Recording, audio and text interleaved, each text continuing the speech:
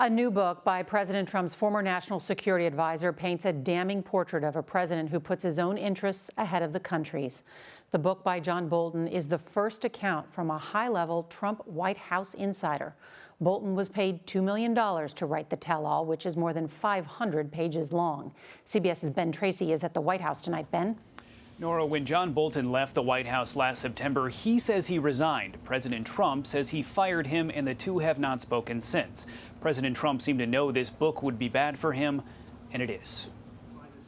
Former National Security Advisor John Bolton paints a picture of a highly uninformed and impulsive president.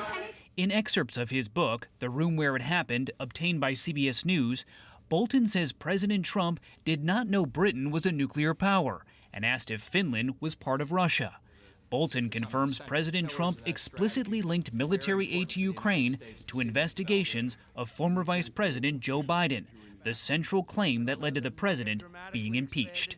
China should start an investigation into the Bidens. Bolton claims Mr. Trump wanted China to go even further, in 2019 pleading with Chinese President Xi Jinping to help him win farm states in the 2020 election with increased Chinese purchases of soybeans and wheat. This book is full of classified information, which is inexcusable. The Trump administration is suing Bolton personally in a last-minute attempt to stop the book from being released next week, claiming it still contains classified information despite a several months-long government review.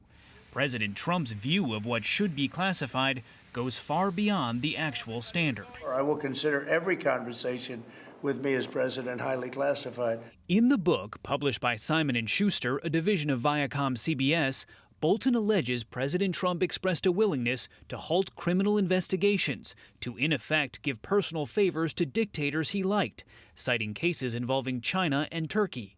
Bolton writes, the pattern looked like obstruction of justice as a way of life.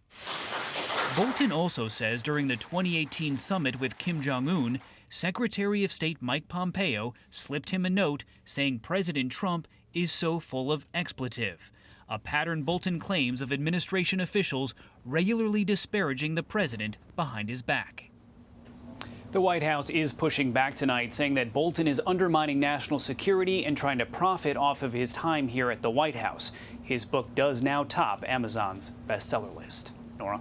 Ben Tracy at the White House, thank you.